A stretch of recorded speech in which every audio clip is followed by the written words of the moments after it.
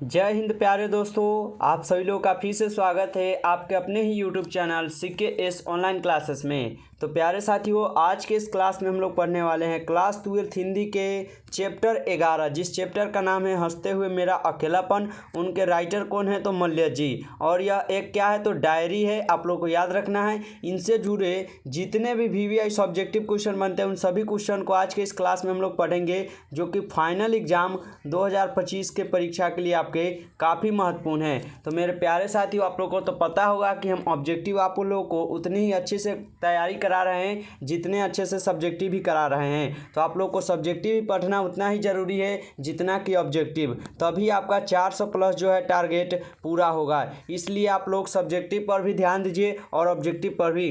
तो ऑब्जेक्टिव तो हम आप लोगों को एकदम जितना हो सके उतना कराते आ रहे हैं और सब्जेक्टिव भी करा रहे हैं। तो आप लोग इस क्लास में शुरू से लास्ट तक बने रहिए और जो हम आपको समझाएंगे उस बात को अच्छे से आपको समझना है और आपको एक भी क्वेश्चन नहीं छूटेगा इस क्लास से, ठीक ना। जितना भी क्वेश्चन है इस चैप्टर से उन सभी क्वेश्चन को आपको पढ़ा देंगे और सभी क्वेश्चन को याद करवा देंगे। और सुने हुए बात आपको हमेशा याद रहता है, ये आपको पता होगा। इसलिए आप लोग अच्छे से कहीं पर फ़ोन को जो है फुल स्क्रीन इस तरह करके रख दीजिए और ध्यान से हमारे बातों को सुनिए और समझिए, ठीक है बाबू। आप लोग 15 से 20 मिनट जो है आप लोग हमें कीमती समय दे दीजिएगा, तो आपको हम अच्छे से समझा देंगे और कान में जो है दिमाग में एकदम सेट कर देंगे। फिर चलिए क्लास को शुरू करते हैं। इनसे पहले जितने बच्चे नए हैं आप लोग एक बार क्लास को लाइक कर दीजिए और जितने बच्चे नए हैं सब्सक्राइब भी कर लीजिएगा। और यहाँ पे आपको बहुत ही अच्छी तरीके से टेस्ट के साथ आपकी तैयारी कराया जा रहा है, तो आप जुड़ना चाहते हैं तो इस फैमिली से जुड़ जाइएगा। चलिए, आज का पहला क्वेश्चन है आपके सामने कि डायरी क्या है। डायरी क्या है बाबू, इसके बारे में हमको बताना है। तो चलिए हम उत्तर के जरिए समझते हैं कि क्या है डायरी।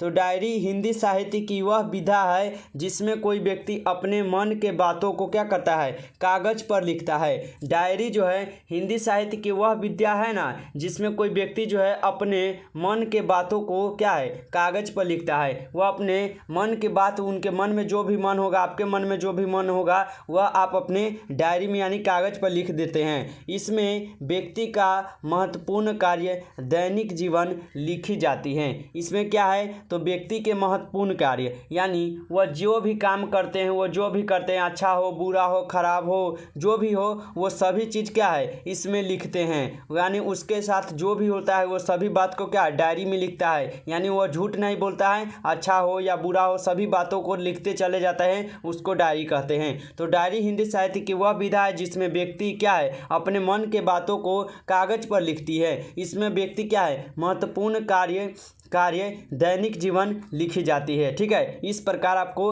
आंसर लिखना है एग्जाम में, ताकि आपको अच्छे से अच्छे नंबर मिल सके, ठीक ना। जितना आसान हो सके इस क्वेश्चन हम आपको बना कर दे रहे हैं और एकदम समझा रहे हैं अच्छे से। तो आप हमारे बातों को समझिए, हो सके तो आप एक बार लिख लीजिएगा कहीं पे नोटबुक पे और अच्छे से एक बार याद कर लीजिएगा, ताकि आपका एग्जाम में न छूट पाए ये क्वेश्चन। और पूछता भी है यही सब क्वेश्चन, तो आप लोग को याद रखना है, ठीक ना।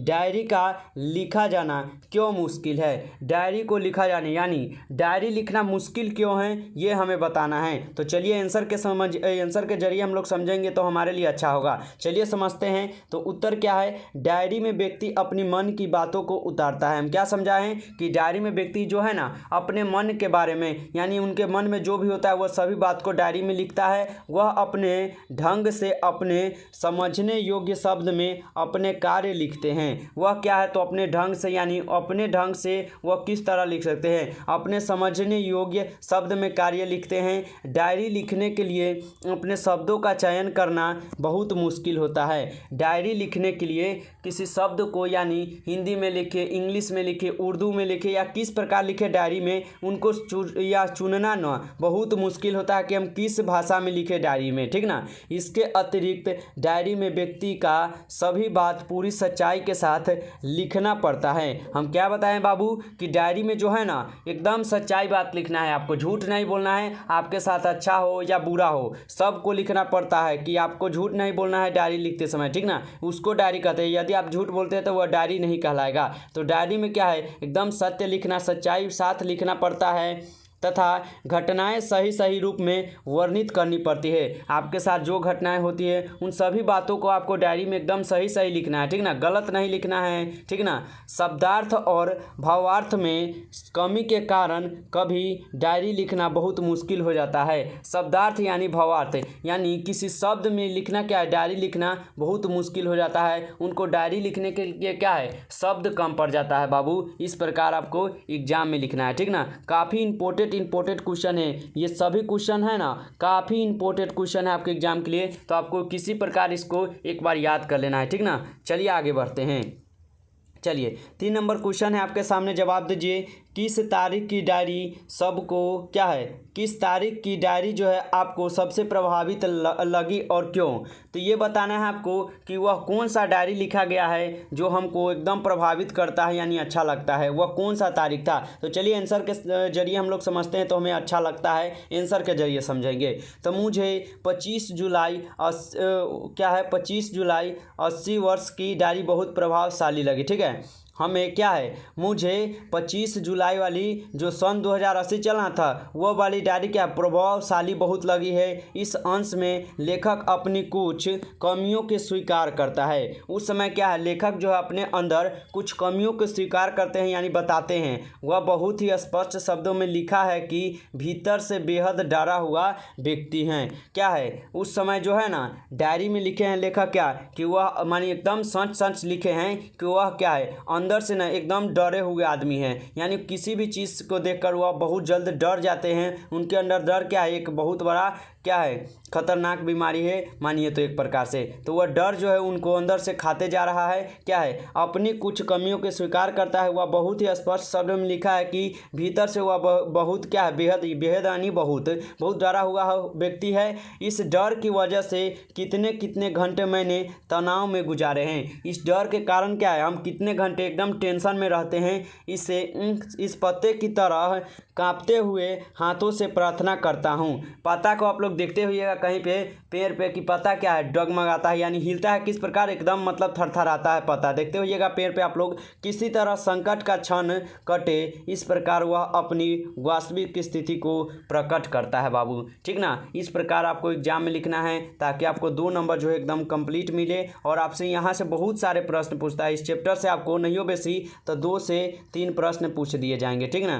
काफ़ी इंपॉर्टेंट चैप्टर रहता है ये चैप्टर लोग, तो आप लोग याद कर लीजिएगा, ठीक है। चलिए 4 क्वेश्चन है आपके सामने। डायरी के इन अंशों में मलेच्छ की गहरी संवेदना खुली हुई है, इसे प्रमाणित करें। डायरी के इन अंशों में क्या है, मलेच्छ जी की क्या है गहरी संवेदना घुली हुई है, इसे अपने शब्दों में प्रमाणित करना है। चलिए करते हैं। तो डायरी के अंशों में मलेच्छ की संवेदना इस बात से स्पष्ट होती है कि लेखक अपनी गहरी आंतरिक भावनाओं और चिंताओं को सच्चाई से व्यक्त करता है, जैसे कि उसने अपनी अनुरक्षाओं और तनावों को बिना किसी छिपाए के लिखा है, जो उसकी गहरी संवेदनाशीलता को दर्शाता है। यानी लेखक ने क्या है अपने बारे में जो है ना एकदम बिल्कुल सही सवाल जो भी लिखे हैं एकदम सही लिखे हैं। इनके अंदर जो डर था ना उसके बारे में भी लिखा है, यानी कि उनकी सबसे बड़ी कमजोरी डर ही थी, ठीक ना। तो वह अपने बारे में जो है पूरी अच्छी तरीके से लिख दिए हैं, संवेदनाशील कर दिए हैं इस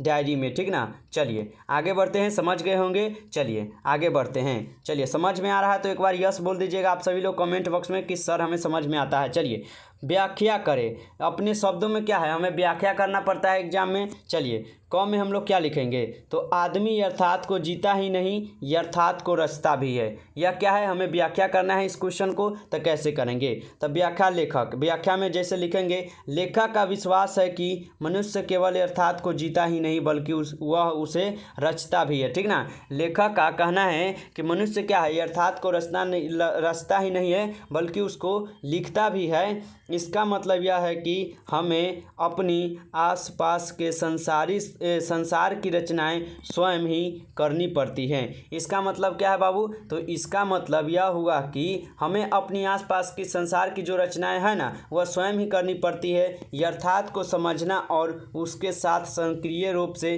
जुड़ा रहना महत्वपूर्ण है। यानी जब हमारे पास कोई संकट रहेगा तो क्या हम भाग जाएंगे अपने घर को छोड़कर, नहीं बाबू, हम उसको झेलेंगे ना, उसको हम संकट को ख़त्म करने का कोशिश करेंगे।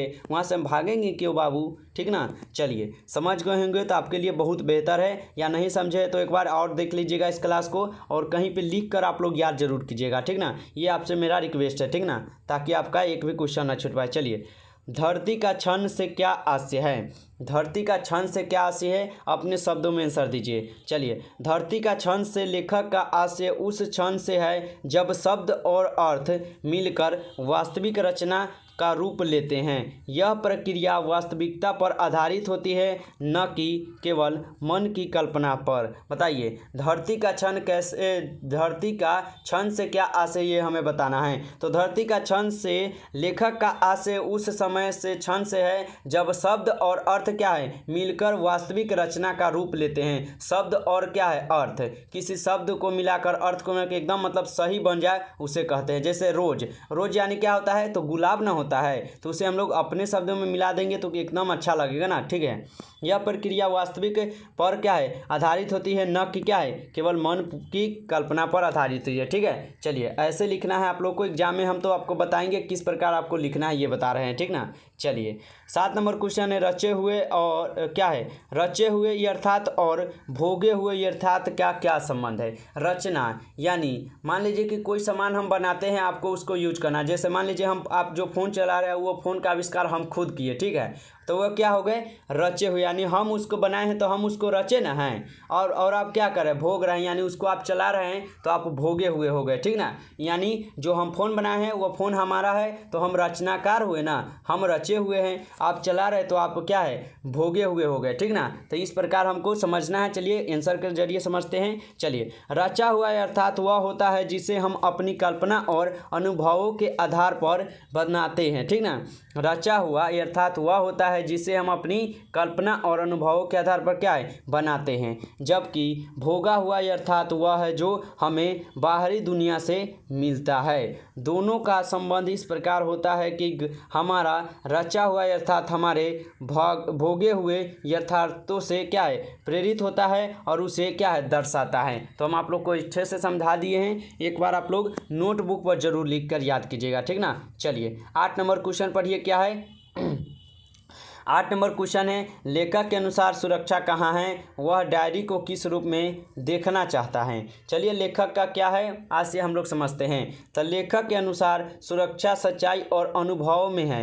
लेखक के अनुसार क्या है, सुरक्षा जो है सच्चाई और अनुभव में है। वह डायरी को अपने अनुभवों को के ग्रह के रूप में दिखाता है, न कि केवल यथार्थ को रिकॉर्ड करने के तरीके के रूप में, ठीक ना। जितना आसान है उतना आसान हम आप सबके लिए बना दिए हैं, आप लोग जरूर एक बार याद करिए। चलिए, 9 नंबर क्वेश्चन पढ़ लेते हैं। 9 नंबर क्वेश्चन है आपका, डायरी के इन अंशों से लेखक के जिस मूड का अनुभव आपको होता है उसका परिचय अपने शब्दों में लिखिए।